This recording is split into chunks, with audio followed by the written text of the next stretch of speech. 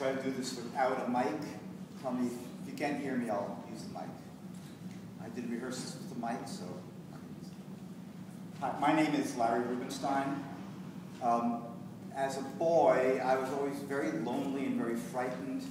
I sensed that I wasn't like the others and didn't know why. I just knew that I had feelings that I'd better not let anybody else know about. In elementary school and certainly throughout high school, I was fascinated with the other boys, especially the really good-looking athletes, especially the older boys. My brother was 6 years older than me, and I loved it when he brought his friends over to the house. And I could just sit there with all those beautiful men. Didn't dare let anybody know my feelings. I was also a bit of a nerd. And my favorite magazines were Popular Science and Popular Mechanics. I love those classified ads in the back of the magazines. And I would always send for stuff from Edmund Scientific, all the gadgets I could find. There was one ad in the back of Popular Mechanics that really intrigued me. The headline said, "Learn how to stop time." And then when it went on, "Master the secret ancient technique of stopping time. You can move about normally while the rest of the world is frozen. Think what you can do." Oh my God, I thought and dreamed and fantasized about the things I would want to do if I could just stop time. So, of course, I sent for the book. Book.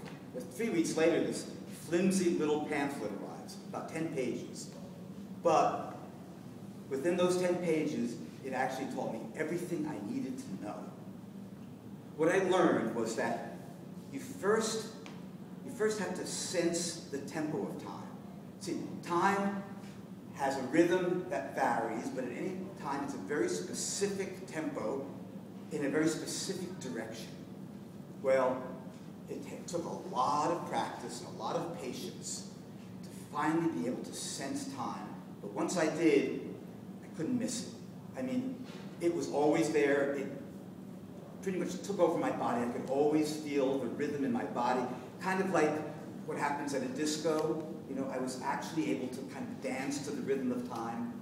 Well, once you really internalize it and you feel this vibration of time, the way you stop time is that you start spinning in the opposite direction of time. And as you spin, time starts slowing down. And when you stop, time stopped. And time, you can keep time stopped for about an hour, and if you don't start it again, it just starts up by itself. Oh my God, so I had an hour to do all the things I wanted to do before time started again. Well, most people, I think, if this happened to them, what they want to do is they want to go out and steal everything, right, from the stores. But I wasn't interested in stealing. I had one agenda in mind. I wanted to get my hands on all those beautiful boys I was in love with. My #1 crush was Alan Doctor. He was my brother's best friend, and he was a big varsity athlete, and he was real good looking and had a muscular, hairy body. So I decided what I was going to do is run over to Alan's house. So I left the house. As soon as I left the house, it hit me. My God, everything was still. I couldn't hear a sound. I looked around. There were some people across the street, perfectly still. One had a dog. The dog wasn't moving. I mean, even the sprinkler system in the house next to me, the droplets were caught in midair. It was amazing. I mean, it was so distracting. I even saw a plane hanging in midair. But I couldn't be distracted, so I kept running over to Alan's. Got to Alan's house. Of course, the door was locked. So I climbed into the window. No chance of being arrested, right, for vandalism, since there was nobody but me. I climbed into his house, went up to the bedroom, and sure enough, there was Alan sitting at his desk, perfectly still, in a t-shirt and Bermuda shorts. Well, I mean, I was really very scared at first. I mean, I couldn't believe that nobody could see me, that nobody would know what I was doing. But I went over to Alan and I touched his shoulder. He didn't move. his chest. Still didn't move. I leaned over and I kissed him on the mouth. My God, what a fantasy. Something I've always wanted to do with Alan. And you know, it felt so good. He wasn't cold and stiff like a corpse. He was actually still warm and supple. So I leaned over him and I slowly unbuttoned his shirt and ran my hand on his chest, his hairy, muscular chest, and down on his stomach. Then I took his clothes off, took all his clothes off, and managed to get him naked on his bed on his back. And I climbed up on top of him, and I explored every inch of his body. My God, I had my face down in his groin. I turned him over and stuck my nose down into his ass. Loved the smell. Amazing, I could still smell, even though everything was frozen. Well, I had 40 minutes of the most incredible sheer bliss I had ever experienced in my life. But I realized that, I only had an hour, so I spent the rest of the time managing to get his clothes back on him, carry him over to the desk, get him positioned just the way I had found him. And I left him there, and I ran all the way home before I started spinning around in the same direction as time to start time again. Well, the next day, it seemed like nobody, looked like there was no sign of anybody knowing what I had just done. Alan even came over to visit my brother, and he still had that same kind of nonchalant attitude towards me. I mean, I could tell that he had no idea the escapades I had with him today.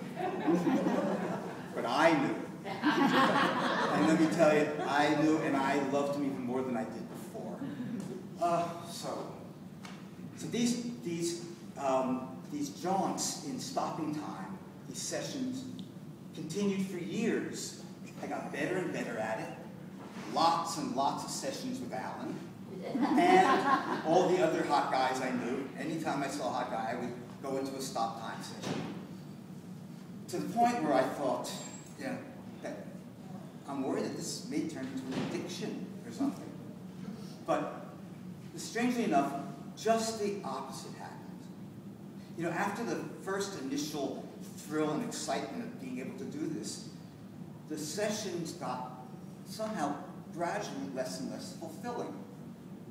I eventually realized that these stop time sessions were actually making me feel even lonelier than I had before. Because when you get no interaction, no participation, no positive response from the other person, it's really just tantamount to some glorified masturbation. So I started doing it less and less.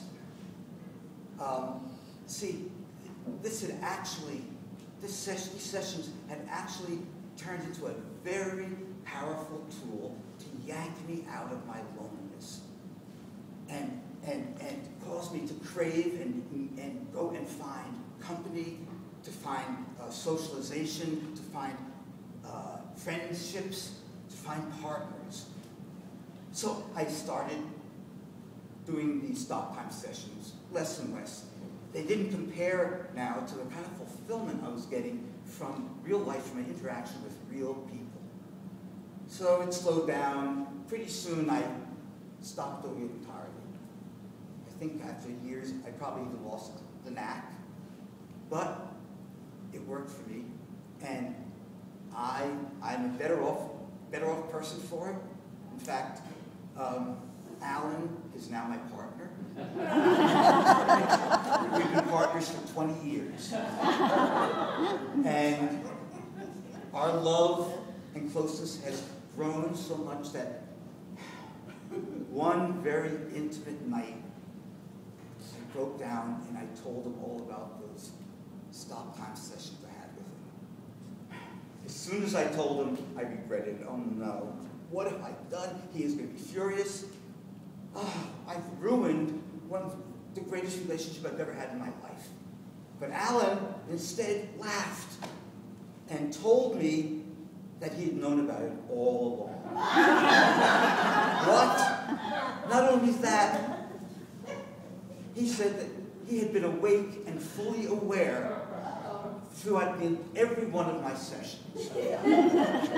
It seems that he was assisting in a new experimental and secret but very powerful therapy procedure for young boys who were conflicted like I was. And through the years, they have cured and helped millions of boys like me. Well, how do I know that Alan was telling the truth? Well, as a matter of fact, he ended up recruiting me into the program as an assistant, a stop session assistant and actualizer. As a matter of fact, I really got to stop talking now because I got to be home in about 20 minutes for this cute boy down the street who was stopping time and coming over. This is his third session. He obviously has a crush on me. He likes daddies, I guess. But hey, it's okay by me. I don't mind. In fact, it's easy work.